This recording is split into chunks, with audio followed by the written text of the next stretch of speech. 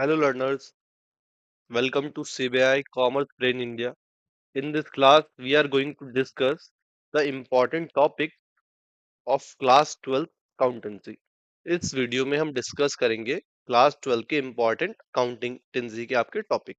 As you know, आपकी date sheet release हो चुकी है। आपका जो अकाउंटेंसी का एग्जाम है वो 24 फेब में है, 2026। तो आपके पास 1.5 मंथ अप्रोक्स बचा है। 2 मंथ्स भी हम नहीं बोल पाएंगे बिकॉज उसमें भी कम दिन है। तो 1.5 महीना आपके पास बचा है और बोर्ड के एग्जाम है। काफी बच्चे होते हैं, कंफ्यूज होते हैं कौन से टॉपिक हम लास्ट टाइम पे रिवाइज करें, कौन से टॉपिक्स पे ज्यादा फोकस करें, कौन से पे कम फोकस करें। Because for your exam you have to know that what you have to do and what you don't have to do. यानी एग्जाम से पहले आपको ये चीज ध्यान रखनी है, भाई क्या हमें करना है वो तो हमें पता ही होना चाहिए। उसके अलावा आपको ये भी पता होना चाहिए क्या हमें नहीं करना है, या क्या चीज हम कम फोकस में लेके चल सकते हैं और क्या चीज हम बिल्कुल भी नहीं छोड़ सकते, क्योंकि उससे बहुत ही ज्यादा चांसेस है कि क्वेश्चन पूछा जाएगा। तो इस क्लास में हम डिस्कस करेंगे वो इंपॉर्टेंट टॉपिक्स जो आपको प्रिपेयर करने चाहिए, और अगर आपने प्रिपेयर नहीं किए, अगर आपने अभी तक उन्हें नहीं पढ़ा है अच्छे से, तो आप उन्हें अब पढ़ लो क्योंकि एग्जाम में आएगा आपके। तो चलिए स्टार्ट करते हैं कौन कौन से हमारे टॉपिक्स है अकाउंटिंग के जो हमारे इंपॉर्टेंट है फॉर द अपकमिंग एग्जाम। तो अकाउंटेंसी में आपको पता है आपकी एक बुक है पार्टनरशिप। तो अकाउंटिंग फॉर पार्टनरशिप फर्म, जिसमें पार्टनरशिप के बारे में है, admission of partner, retirement of partner and और भी बहुत सारे टॉपिक्स है। तो पहला इसमें टॉपिक आपका इंपॉर्टेंट होता है फंडामेंटल्स ऑफ पार्टनरशिप। सबसे पहले आपकी किताब का नाम जब आपको पता है कि पार्टनरशिप फर्म पे आपकी पूरी बुक बेस्ड है, तो सबसे पहला आपको भैया पार्टनरशिप का पता होना चाहिए, पार्टनरशिप क्या होती है। और जब आप पार्टनरशिप पढ़ते हैं तो आपको सेकंड थिंग पार्टनरशिप डीड क्या होती है। ये सारी चीजें मैं अपकमिंग लेक्चर्स में सारी चीजें आपको पढ़ाऊंगा। तो पहले ध्यान दीजिए यहाँ पे कि भाई पहला पॉइंट है हमारा पार्टनरशिप, पार्टनरशिप डीड, ये आपको इंपॉर्टेंटली पता होना चाहिए फॉर योर एग्जाम। दूसरा है प्रॉफिट शेयरिंग रेशियो। भाई पार्टनरशिप फर्म में पार्टनर्स जो प्रॉफिट्स को शेयर करते हैं वो टॉपिक आपका इंपॉर्टेंट है। थर्ड है आपका गारंटी ऑफ प्रॉफिट। भाई गारंटी ऑफ प्रॉफिट भी एक टॉपिक है हमारा पार्टनरशिप में जो इंपॉर्टेंट है। सेकंड हमारा आता है change in profit sharing ratio. Second topic is change in profit sharing ratio. तो आपको भैया पार्टनरशिप पार्टनरशिप तैयार करना है। भाई पार्टनरशिप का मीनिंग, उसकी डेफिनेशन, उसका पार्टनरशिप का डीड क्या होता है, प्रॉफिट शेयरिंग रेशियो क्या होता है, ये सब। दूसरा है आपका change in profit sharing ratio, change in profit sharing ratio, दूसरा टॉपिक। तीसरा टॉपिक है आपका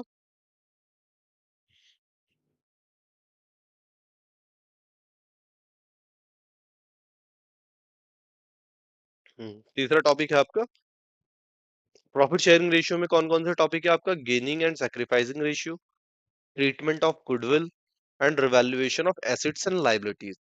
ये तीनों टॉपिक आपको बहुत अच्छे से कवर करने हैं।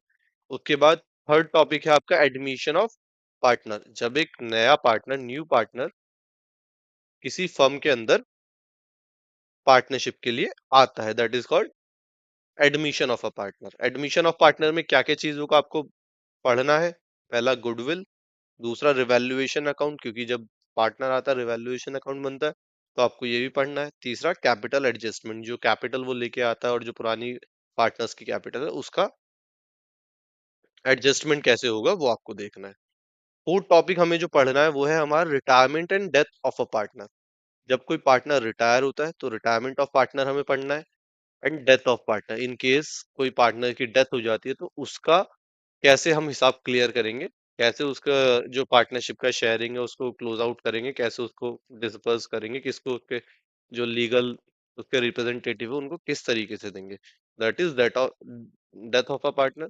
इसमें क्या क्या सीखेंगे हम, treatment of goodwill, revaluation account again, तीसरा जॉइंट लाइफ पॉलिसी, ये जो लाइफ पॉलिसी इसको थोड़ा सा हम पढ़ेंगे, and last one is calculation of disease partner share. Disease partner share वही है जो पार्टनर या तो उसकी डेथ हो चुकी है, जो मतलब फर्म से अब बाहर हो गया कुल मिला के, अब भाई जिंदा ही नहीं है तो अब फर्म में है ही नहीं वो। फिफ्थ आपका आता है dissolution of a partnership firm. भाई आपकी जो पार्टनरशिप फर्म है वो डिसोल्यूशन मतलब खत्म हो रही है, पार्टनरशिप फर्म या partnership comes to an end. तो जब पार्टनरशिप खत्म होती है तो वो उस समय कैसे उसको हम एंड करते हैं पार्टनरशिप फर्म को, तो रियलाइजेशन अकाउंट बनता है उस समय और सेटलमेंट ऑफ अकाउंट्स होता है। तो उस चीज को हम इसमें सीखेंगे। इसके बाद सेकंड आपका पार्ट आता है अकाउंटिंग फॉर कंपनीज। अब अकाउंटिंग ऑफ कंपनीज में भी आपके बहुत सारे टॉपिक्स है, तो इंपॉर्टेंट टॉपिक्स कौन से जो आपको 110% करनी ही है। तो पहला है आपका issue of shares. Issue of shares में इश्यू होते हैं शेयर, पार पे होता है, प्रीमियम पे होता है, डिस्काउंट वाला पार्ट तो आपका खत्म हो चुका है। पर एक दो केस है डिस्काउंट के भी, वो भी मैं आपको बता दूंगा। पर मेनली आपको इश्यू ऑफ शेयर्स पढ़ना है पार और प्रीमियम पे। और उसके बाद four feature and re issue of shares, ये आपको कवर करना है। सेवेंथ आपका पॉइंट है या फिर सेकंड पॉइंट है आपका कंपनीज में क्या, इश्यू ऑफ डिबेंचर्स, कि जो आपके डिबेंचर्स हैं उनको हम कैसे इशू करते हैं, पार पर, प्रीमियम पर, डिस्काउंट पर, और फिर उनका रिडेम्पशन कैसे करते हैं, ये आपका इंपॉर्टेंट है इसमें। और फिर नेक्स्ट बुक आती है आपकी फाइनेंशियल स्टेटमेंट एनालिसिस, जिसमें क्या पॉइंट इंपॉर्टेंट है आपका, इसमें आपको financial statement of a company, company का फाइनेंशियल स्टेटमेंट कैसे प्रिपेयर होता है, यानी फाइनेंशियल स्टेटमेंट में क्या क्या चीजें आती है।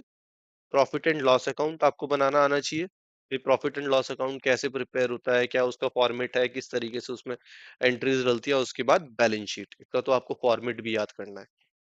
बैलेंस शीट का फॉर्मेट आपका बहुत इंपॉर्टेंट है फॉर द एग्जाम। उसके बाद नेक्स्ट टॉपिक है cash flow statement. Cash flow statement से एक ना एक क्वेश्चन पक्का पक्का आपका आएगा, तो आपको ये आना चाहिए। इसमें तीन टाइप की एक्टिविटी होती है हमारी, operating, investing and financing activities.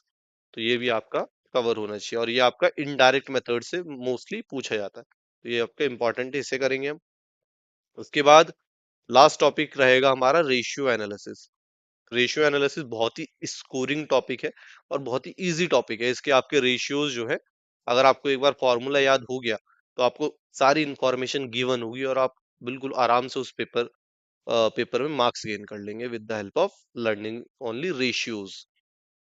तो लिक्विडिटी रेशियो है इसमें, सॉल्वेंसी रेशियोज हैं, एक्टिविटी बेस्ड रेशियो है, प्रॉफिटेबिलिटी रेशियोज है, तो इन्हें हम पढ़ेंगे। एंड इंटरप्रिटेशन बेस्ड क्वेश्चन, कुछ इंटरप्रिटेशन बेस्ड क्वेश्चन होते हैं, तो वो चीज हम देखेंगे। ठीक है, तो ये सब आपके इंपॉर्टेंट टॉपिक्स हुए फॉर योर एग्जाम। एक बार दोबारा से फटाफट देख लेते, रिकैप कर लेते। तो पार्टनरशिप में आपका भाई फंडामेंटल ऑफ पार्टनरशिप की पार्टनरशिप है क्या। उसके बाद change in profit sharing ratio हमारे इंपॉर्टेंट है। उसके बाद एडमिशन ऑफ अ पार्टनर। उसके बाद retirement and death of a partner. उसके बाद dissolution of partnership firm. And company में आपके इंपॉर्टेंट टॉपिक्स में आ जाएगा issue of shares, issue of debentures.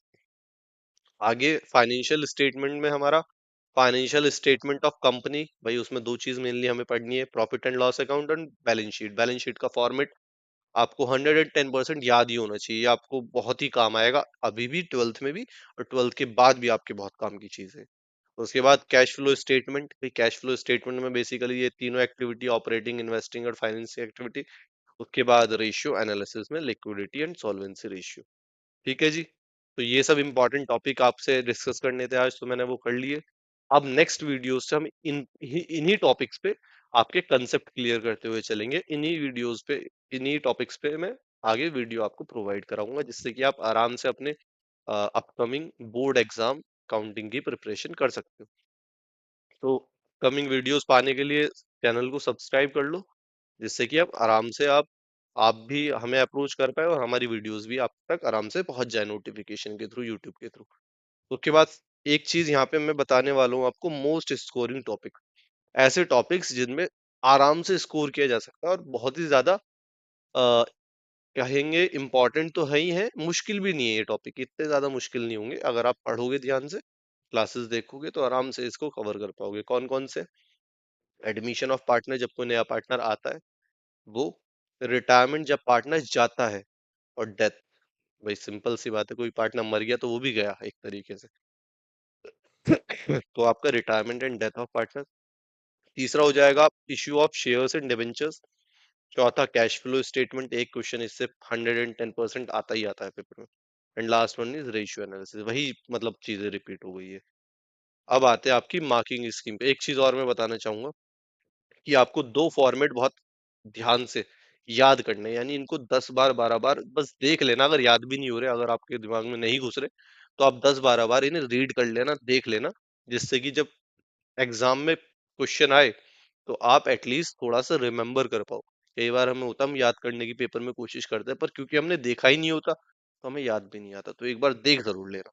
तो इसमें आपको कैश फ्लो का फॉर्मेट और बैलेंस शीट का फॉर्मेट ये एकदम से याद करना है, क्योंकि इनमें सिर्फ आपको अमाउंट भरनी होती है, बाकी आपका पूरा फॉर्मेट काम करेगा, जो आपने याद किया होगा, रिमेम्बर किया होगा।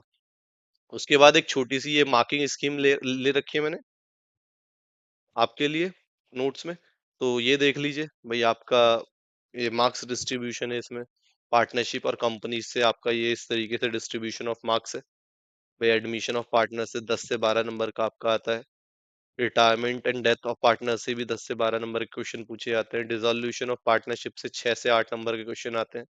इश्यू ऑफ शेयर्स से 8 से 10 नंबर। इश्यू ऑफ डिबेंचर से 6 से 8 नंबर का क्वेश्चन आता है। उसके बाद फाइनेंशियल स्टेटमेंट एनालिसिस, इस बुक से भी आपके क्वेश्चन पूछे जाते हैं। फाइनेंशियल स्टेटमेंट ऑफ कंपनीज से 8 से 10 नंबर पूछ लेते हैं।